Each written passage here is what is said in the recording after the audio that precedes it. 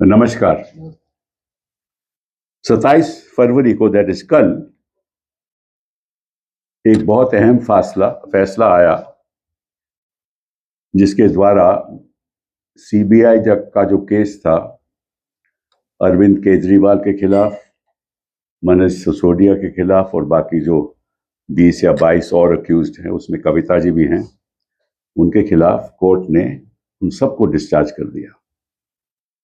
अब हम पूछना चाहते हैं सरकार से कि ये जो 126 दिन अरविंद केजरीवाल ने जेल में बिताए, उसका खमियाजा कौन भुगतेगा? और 503 दिन मनीष सिसोदिया ने बिताए, उसका खमियाजा कौन भुगतेगा? जवाबदेही तो होनी चाहिए। कहते थे कि 100 करोड़ का घोटाला है, और जज ने कहा ये तो पहले इन्होंने तय कर लिया था कि इनको फंसाना है। ये जज का कहना है, मैं नहीं कह रहा। पहले ही तय कर दिया था, प्री मेडिटेटेड था, पहले ही तय कर दिया था कि इनको फंसाना है। फिर इन्होंने सोचा कैसे फंसाना है। ना कोई रिकवरी हुई, ना कोई बरामदी हुई, ना कोई फाइनेंशियल ट्रेल, पैसे का ट्रेल इनको मिला। तो जज ने कहा कि ये तरीका क्या है कि आप पहले तय करो कि भाई इनको फंसाना है, उसके बाद आप एविडेंस ढूंढो। तो therefore 27th, that is yesterday, the judge in the CBI case against Arvind Kejriwal and others discharged all the accused. And the judge said that this was a preconceived plan to inculpate these people, to make them accused. And then the CBI decided how to do that. There was no evidence with them. And they started the investigation with a single oral statement of against Kuldeep Singh. And then they started building up the case. इसके बारे में मैं थोड़ी देर में आपको बताऊंगा कि what really the plan of the CBI is, और कैसे CBI लोगों को हिरासत में करती है और किस तरह की इन्वेस्टिगेशन होती है, और इसके पीछे मालूम सोच क्या है, ये भी मैं प्रधानमंत्री जी को बताना चाहता हूं। वो कॉलोनियल माइंडसेट है जिसके बारे में बात करते हैं। हमेशा प्रधानमंत्री जी कहते हैं ना कि ये कॉलोनियल माइंडसेट को हमें खत्म करना है। तो ये सारा कॉलोनियल माइंडसेट कि पहले गिरफ्तार करो फिर एविडेंस। ये अंग्रेजों के वक्त होता था, कोई इन्होंने बदलाव नहीं लाया। अगर वाकई में आप कॉलोनियल सेट को खत्म करना चाहते हो तो पहले इसका संशोधन करो। बाहर के देशों में क्या होता है कि पहले एविडेंस होती है फिर गिरफ्तारी होती है। कभी कभार किसी केस में कोई ड्रग का केस हो, कोई खास बात उनको पता चले तो अलग बात है, लेकिन आम केस में तो ऐसा होता है। यहां पहले अरेस्ट होती है, बाद में एविडेंस होती है। ये है कॉलोनियल माइंडसेट। तो अंग्रेज भी ऐसा ही करते थे। जब हमने स्वतंत्रता की लड़ाई लड़ी तो प्रोटेस्ट खत्म करने के लिए अंग्रेज पहले अरेस्ट करते थे, फिर अंदर करते थे, फिर ढूंढते थे कि एविडेंस क्या है। तो ये बड़े दुख की बात है। तो आपसे मैं कुछ कहना चाहता हूं, देशवासियों को कहना चाहता हूं, ये करते क्या है। जैसे मैंने कहा, पहले ये किसी से स्टेटमेंट लेके अरेस्ट कर लेंगे और उसको पेश कर देंगे मजिस्ट्रेट के सामने। बेल तो मिलेगी नहीं, कभी को बेल मिलती नहीं है। तो फिर ये कहेंगे साहब इन्वेस्टिगेशन अभी चल रहा है। फिर जिसको से अरेस्ट करते हैं उससे कहलवाएंगे किसी और का नाम, कि इसका नाम ले दो, तो वो तो अब हिरासत में है, वो तो नाम ले देगा। फिर जिसका नाम लेंगे उसके पास जाएंगे, फिर उसको कहेंगे कि तो इसका नाम ले दो, तो फिर उसके खिलाफ एक स्टेटमेंट आ जाएगी। फिर ऐसे 2-4 लोगों को और नाम ले लेंगे जिनको इन्होंने टारगेट करना है। फिर नाम लेंगे कि उनको धमकाएंगे कि भैया तुमने बयान तो दे दिया 161 का, पर 164 का मजिस्ट्रेट के सामने भी दो, नहीं तो मैं तुम्हारी हालत पर बुरी कर दूंगा, मैं तुम्हें यहीं रखूंगा, कई साल रखूंगा। तो आदमी डर जाता है, ये आम लोग होते हैं वो डर जाते हैं, तो 164 का बयान हो जाता है। जब 164 का बयान हो जाता है और फिर ये नए नए अक्यूज का नाम लेने लगते हैं, उसमें मनीष सिसोदिया भी आ गया, केजरीवाल भी आ गया, कोई और लोग भी आ गए, कविता भी आ गई, तो फिर ये उनको जज को कहते हैं देखिए साहब, एक तो 164 का बयान है, इन्होंने मजिस्ट्रेट के सामने बयान दिया है और उन्होंने ये भी कहा है कि कैसे कैसे पैसे किसने दिए, कैसे दिए, कब दिए, कहां दिए, तो इनके खिलाफ है सब कुछ। अभी तो इन्वेस्टिगेशन चल रही है, तो इन्वेस्टिगेशन चलती रहती है और लोगों को अक्यूज बनाते रहते हैं, जिनको मन चाहे एक बना देते हैं, ठीक है। लेकिन इनके पास होता कुछ नहीं और इनकी सोच होती है राजनीतिक, कि सरकार को गिराना है, भाजपा को जीतना है, और तभी जीत सकते हैं जब इनको पकड़वाएंगे। So the point that I am making is that what the investigation agencies like the CBI do, that they get hold of somebody's oral statement. After taking that oral statement, they ask that person to name another person who they want. So that person names that other person. Then they go to that other person. He says that this man has named you. Now you better behave yourself and name this person. So that is all off the record. Who will reveal that? Then they name the third person. Then this goes on. Keep on naming whoever they want to target. And then after that, they tell these very people who have orally told them and taken their 161 statements, they say, now you come to the magistrate and give a statement, otherwise you know what's going to happen to you. You'll never be able to get out of jail. So he gives the 164 statement. And then whoever they want to target, that person is made an accused. And then they go to court and say, see, there is a 164 statement where he has said that money was given here at this time, at this place, at this hotel, at this place, at that place. And this investigation goes on and people are in jail for 1 year, 2 years, 1.5 years, 3 years. And then, of course, nothing happens in the case. What has happened in the case against Chidambaram? Nothing. What's happened in the case against Hemant Soren? Nothing. And against Huda, that case that they had against the AGL and the allotment of the land, what happened in that case? Again, discharged. But in that process, they destroy the reputation of people. Case में कुछ होता नहीं है। हेमंत सोरेन के खिलाफ क्या हुआ? इन्होंने इनको हिरासत में रखा, फिर कोर्ट ने कहा, मैंने ही बहस की थी, कोर्ट ने कहा कि साहब इसमें कुछ प्राइमा फेशिया केस हमें लगता है कि है ही नहीं कोई, तो बेल मिल गई। लेकिन वो केस तो चलता रहेगा, वो वे भाषण देते रहेंगे, चाहे अमित शाह जी हो चाहे और हो, वहां जाकर भाषण देंगे। लालू के खिलाफ क्या हो रहा है? नए नए केस डाले जा रहे हैं, उसी कोई तथ्य नहीं है। मजिस्ट्रेट बुला लेगा, इलेक्शन के टाइम मजिस्ट्रेट बुला लेगा, वहां बिहार में इलेक्शन हो रहा है, कहते यहां आके पेश करो। तो ये है कॉलोनियल माइंडसेट। इसको अगर खत्म करना है मोदी जी, तो इस कानून में आप संशोधन लाओ। आप संशोधन तो लाए, लेकिन इन धाराएं में कोई संशोधन नहीं लाया, क्योंकि आपको मालूम है कि ये तो आपने इस्तेमाल करना है। They have weaponized the law. You have not amended any of these provisions because you want to use it for targeting politicians. This is what is happening in our country. Now, let me tell you another thing, which is even more important. If you look at the cases that have been filed, and this is very interesting. Arvind Kejriwal made an accused, Chief Minister, put him in jail, won the election. Right? Now this election is after 4 years. By that time, something else will happen in Punjab. Right? मैं अरविंद केजरीवाल को jail में डाल दिया, आपने election जीत ली, और पंजाब में फिर 4 साल के बाद तो यहाँ इलेक्शन होगी। At that point in time ये कोई नया ढूंढ लेंगे। ठीक है, अच्छा, फिर इन्होंने किया, हेमंत सोरेन को अरेस्ट किया, वो भी जेल रहे, 5 महीने जेल रहे, उसके बाद कुछ नहीं हुआ।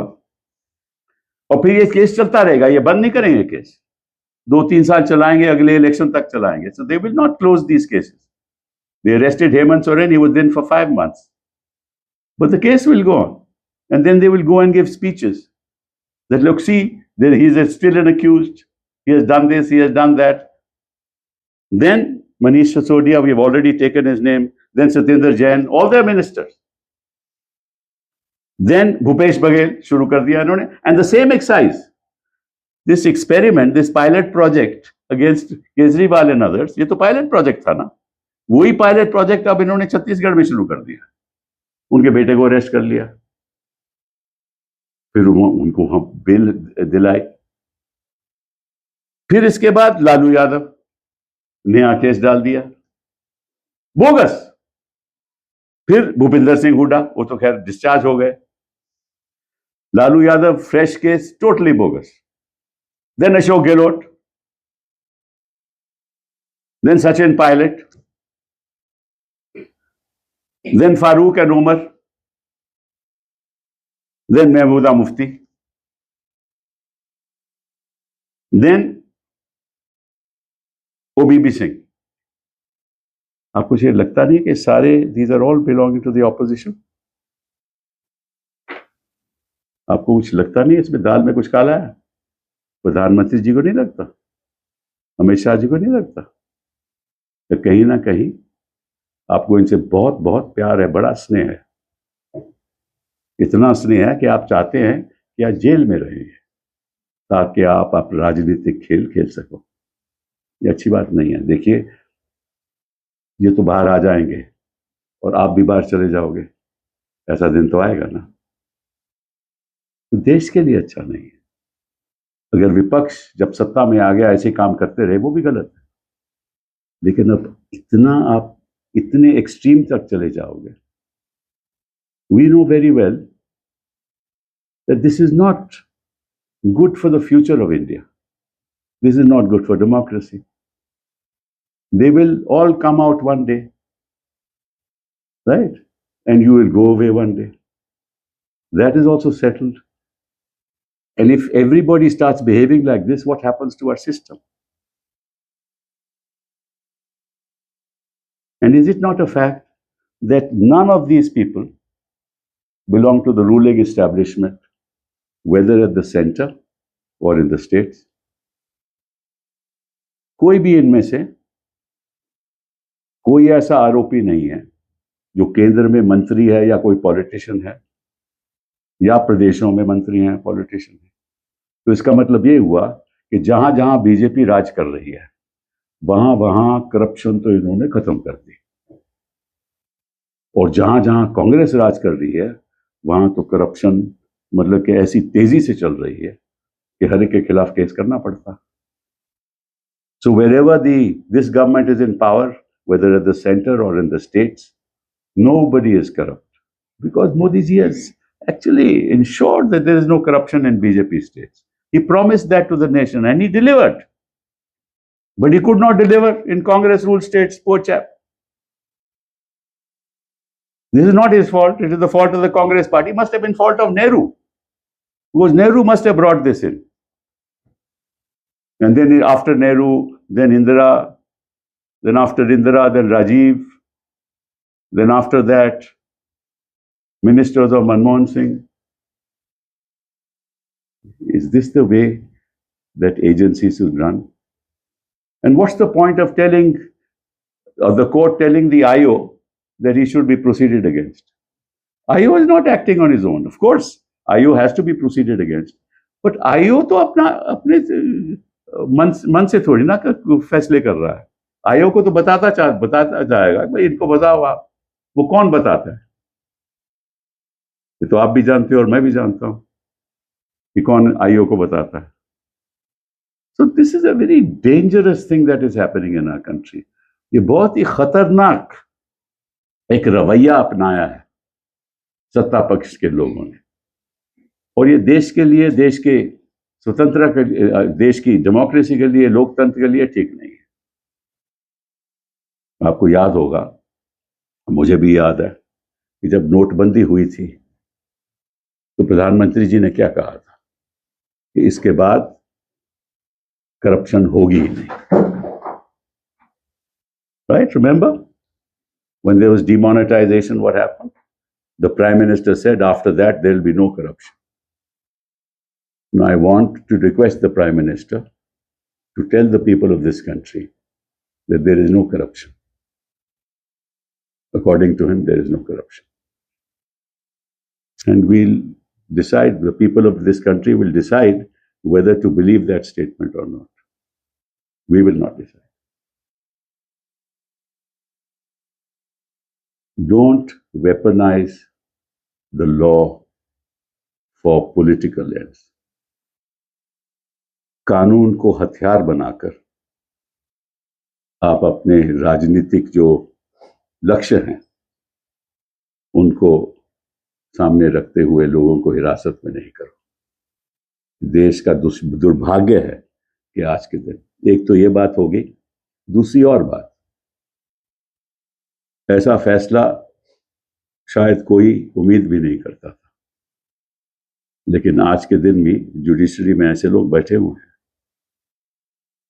और हम सारे जुडिशियल ऑफिसर्स को और देश की न्यायपालिका को, चाहे वो हाई कोर्ट हो और सुप्रीम कोर्ट हो, हम उनसे आग्रह करूंगा, ये जो ओरल स्टेटमेंट, मतलब कि बयान जो जिसका कोई तथ्य ना हो, जिसके पीछे कोई दस्तावेज ना हो, उसके आधार पे आप प्रोसिक्यूशन मत अलाउ करो। It is my request to all the judicial officers of this country, the High Court and the Supreme Court, all the judges, don't allow prosecutions on the basis of unsubstantiated oral statements without being corroborated by documentary evidence. The Supreme Court, in fact, should direct the government that to amend this law and ensure that arrests can only take place once the magistrate is shown the oral and the documentary evidence. Without that, there should be no arrest. मैं आग्रह करूंगा कि supreme court ये एक direction दे कि इस ऐसे कानून में संशोधन होना चाहिए कि जब तक किसी हल्फिया, जब तक कोई बयान के साथ कोई दस्तावेज उसकी करॉबोरेशन ना हो, उस आधार पे किसी को हिरासत में नहीं लेना चाहिए। आप सोच नहीं सकते हिरासत में होता क्या है। Nobody really understands the consequences of imprisonment. Your friends think you are cheats. The people think that you've done wrong. आपके चाहने वाले सोचते हैं कि आप झूठे लोग हो, आप देश की संपत्ति को अपने के साथ खिलवाड़ कर रहे हो, आप सच्चे इंसान नहीं हो, आपके दोस्त आपको शक करना लगते हैं, आपके जो इलेक्ट्रेट है वो शक करने लगता है, और इसका नुकसान बहुत भारी होता है। और खुद आदमी सोचता है कि मैं काहे के लिए यहाँ हूँ। जो उसके ऊपर जो मानसिक तनाव आता है वो भी अपने आप में एक बहुत ही सीरियस मामला है। और जिस तरह से जेल में व्यवहार होता है, ये तो खैर मंत्रियों की बात है, आम आदमी का व्यवहार होता है जेल में, आप सोच भी नहीं सकते। The way people are treated in jail, women, others. So I just wanted to share these thoughts with you. Thank you very much. Sir, your reaction on NCERT?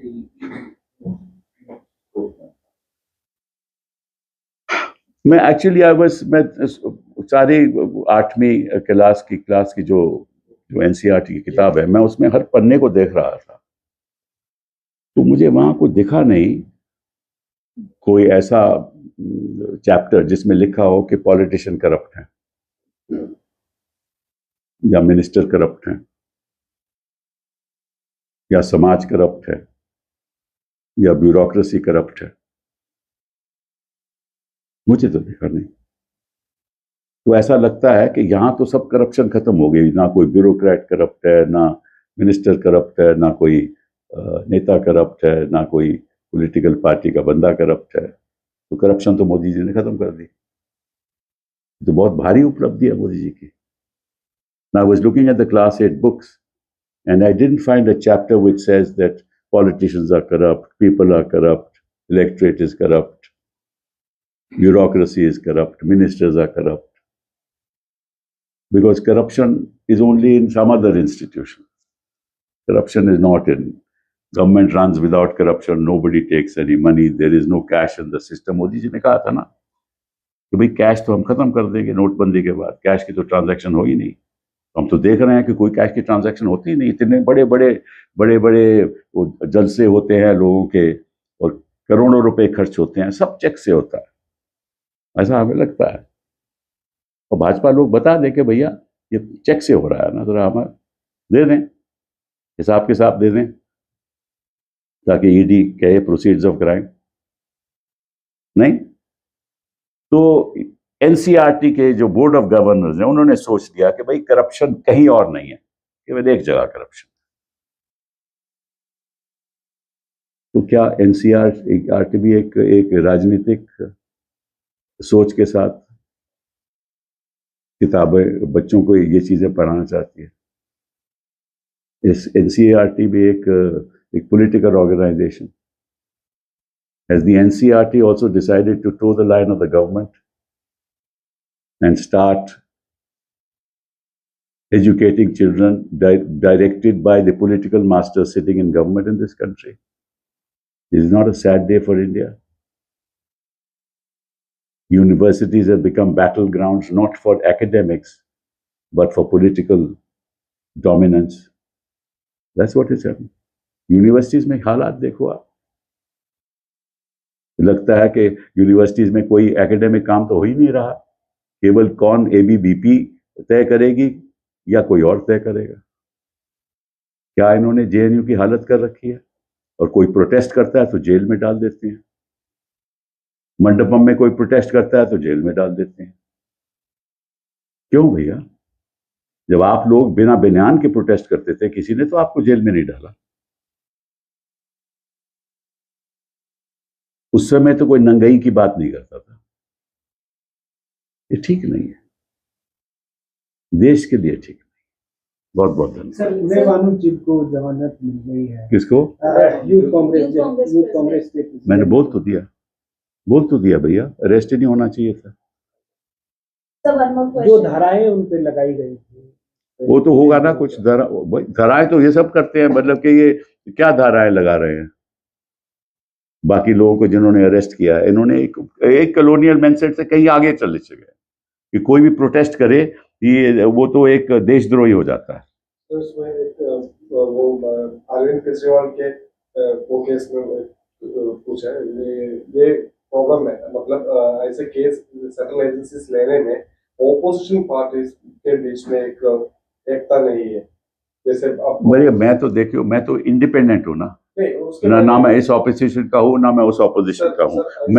मैं तो I am opposed to the system and how it is run.